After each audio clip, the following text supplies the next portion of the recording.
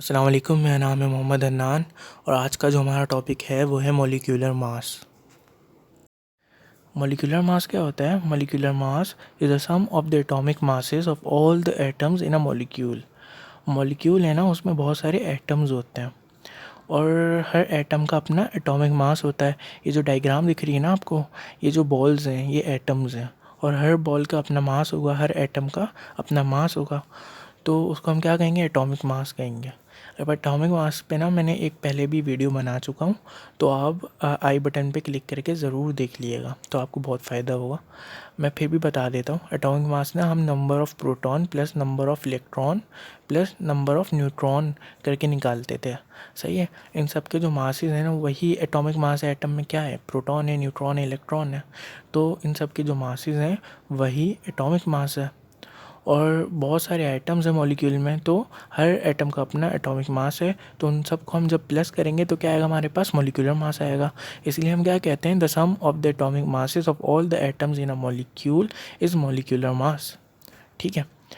अब हम थोड़ी सी कैलकुलेशंस करते हैं, आपको इंशाल्लाह और समझ आ जाएगा। अब हम कैलकुलेट करना सीखते हैं कि कैलकुलेट कैसे करते हैं मॉलिक्यूलर मासेस को।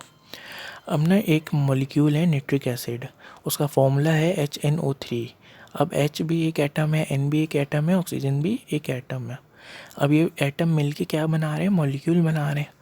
तो हाइड्रोजन का भी अपना एटॉमिक मास होगा, नाइट्रोजन का भी अपना एटॉमिक मास होगा और ऑक्सीजन का भी अपना एटॉमिक मास होगा।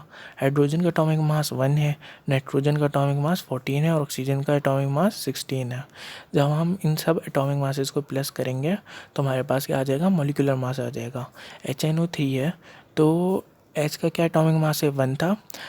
N का एटॉमिक मास क्या था? 14 था और ऑक्सीजन के ना 3 है, 3 एटम्स हैं, तो उसको हम मल्टीप्लाई बाय 3 कर देते हैं। 3 मल्टीप्लाई बाय हम 16 करेंगे तो हमारे पास 3 ऑक्सीजन के एटम का एटॉमिक मास आ गया जो है 48। अब हम इनको प्लस कर देंगे, 1 + 14 + 48, तो हमारे पास मॉलिक्यूलर मास आ गया किसका? नाइट्रिक एसिड का, HNO3 का।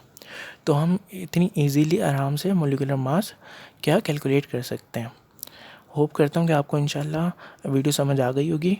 तो आप ज़रूर लाइक करें, सब्सक्राइब करें और शेयर करें।